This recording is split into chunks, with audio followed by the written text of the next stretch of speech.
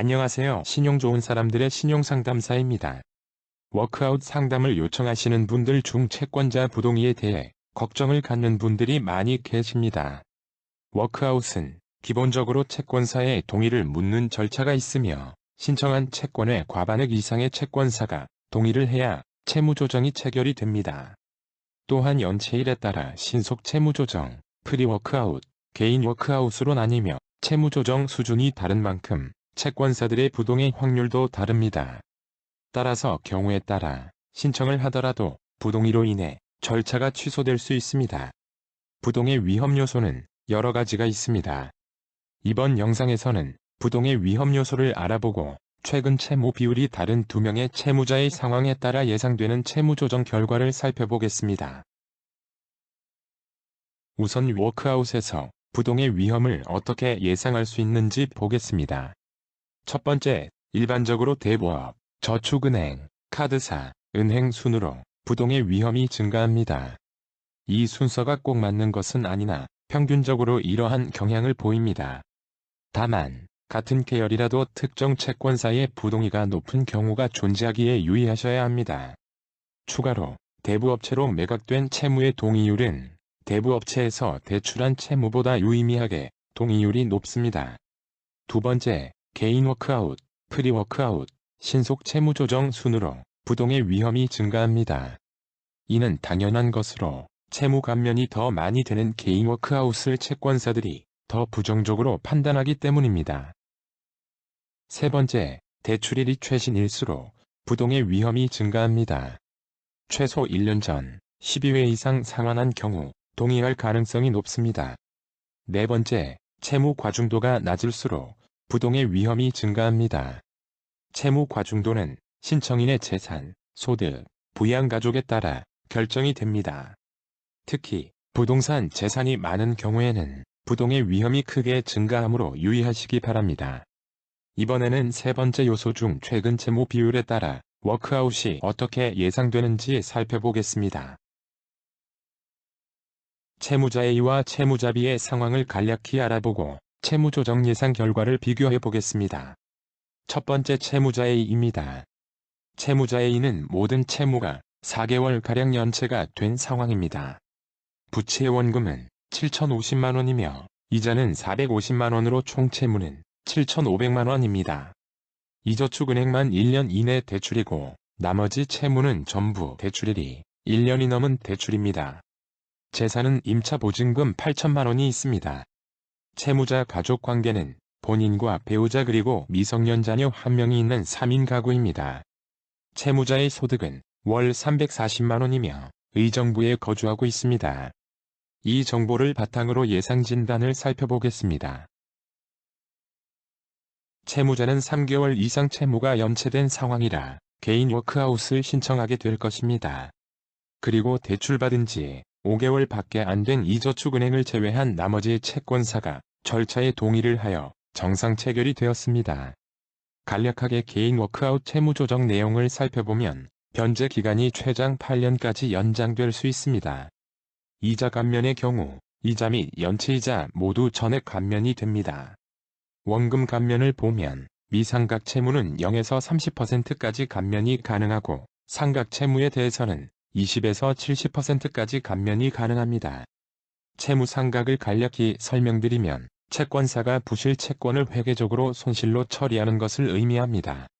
일반적으로 연체가 매우 오래되었거나 채무가 다른 채권사로 매각된 후 일정 기간이 지나면 상각 채무로 간주합니다.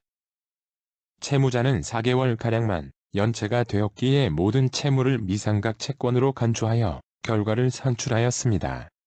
월변제액과 변제기간은 채무자의 총채무, 부양가족, 소득 등을 고려하여 결정이 됩니다. 채무자는 소득이 없는 배우자와 미성년 자녀가 피부양 인정되어 3인 가구로 산정되었습니다. 월변제액은 소득 340만원에서 3인 생계비 약 283만원을 차감한 약 57만원으로 예상되었습니다. 그러나 개인 워크아웃 최장 변제 기간인 96개월로 계산을 하니 월 70만원을 변제해야 된다는 결과가 도출되었습니다. 즉, 생계비가 삭감되어 진행이 되게 됩니다. 월 약 70만원을 96개월 변제하며 총 변제액은 6,698만원이고 채무 감면율은 11%로 예상됩니다. 두 번째 채무자비입니다. 채무자비는 오히려 A카드만 1년이 넘은 대출이고 나머지 대출은 전부 1년 내 받은 대출입니다. 재산과 소득 조건도 동일한 조건입니다. 이 정보를 바탕으로 채무조정 진단을 시작하겠습니다. 채무자비는 최종 부동의로 개인 워크아웃이 취소가 되었습니다. 대출일이 1년이 넘은 A카드와 11개월로 거의 1년에 근접한 B은행은 동의를 해주었으나 C은행, D저축은행, E저축은행은 부동의를 하였기 때문입니다. 특히 대출을 받고 1회 밖에 상환하지 않은 C은행과 E저축은행의 부동의 의사는 매우 확고했습니다. 총 채무 7,500만원 중 부동의 채권액이 4,630만원으로 과반액 이상이 부동에 하였고 부동의로 인한 취소는 과반 채권자 수가 아닌 과반 채권액에 의해 결정이 됩니다. 그렇기에 다른 대안으로 개인회생을 고려하였습니다. 간략하게 개인회생의 채무조정 내용을 살펴보면 변제 기간은 기본적으로 36개월입니다. 단, 채무자의 재산과 채무 원인에 따라 최대 60개월까지 연장될 수 있습니다. 채무 감면은 신청 당시에 채무자의 원리금 총액에서 개인회생 총변제액을 차감하고 남은 채무 잔액을 탕감을 해줍니다. 개인회생 총변제액은 채무자의 소득에서 부양가족에 따른 생계비를 차감한 월 변제액을 산정된 변제기간 동안 변제한 금액을 말합니다. 개인회생은 총변제액의 현재 가치가 재산의 청산 가치보다 많아야 개인회생을 진행하실 수 있습니다. 이번 채무자의 청산 가치를 알아보겠습니다. 임차보증금은 8천만원으로 이 금액이 청산 가치가 될 것으로 생각하시겠지만 개인회생에서는 주택임차보증금에 한하여 거주지역에 따라 면제재산을 책정한 후 그 금액을 차감하여 청산 가치를 계산합니다. 의정부시가 포함된 과밀억제권의 면제재산은 4,800만원으로 청산 가치는 3,200만원입니다. 채무자의 부양가족을 살펴보면 워크아웃과 다르게 개인회생에서는 배우자가 소득이 없더라도 피부양자로 인정받을 수 없고 미성년 자녀만 부양가족으로 인정받을 수 있습니다. 따라서 월 변제액은 소득 340만원에서 부양가족 2인 생계비 약 221만원을 차감한 약 119만원으로 예상됩니다. 월 변제금 119만원을 36개월 변제 시 총변제액의 현재 가치는 약 4,024만원입니다. 총변제액의 현재 가치가 청산가치보다 많기에 개인회생이 진행될 수 있습니다. 최종 변제 기간은 36개월이며 총변제액이 약 4,286만원이고 채무 감면율은 43%입니다. 워크아웃의 부동의 위험 요소에 대해 알아보고 최근 채무 비율에 따라 워크아웃 결과가 달라질 수 있다는 것을 두 채무자를 비교하여 살펴보았습니다. 영상에서 보셨듯 최근 채무 비율이 높은 채무자는 개인 워크아웃이 최종 부동에 되어 취소가 되었습니다. 물론 이는 조금 극단적인 경우이지만 실제로 최근 채무이면서 거의 상환을 하지 않은 채권사는 완고하게 워크아웃의 부동의를 합니다.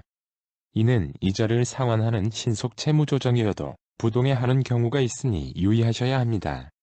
다행히 개인회생이라는 대안이 있다는 점도 기억하시기 바랍니다. 무료 채무조정 진단은 신용 좋은 사람들 홈페이지에서 회원가입 없이 무료로 이용하실 수 있으니 많은 이용 바랍니다.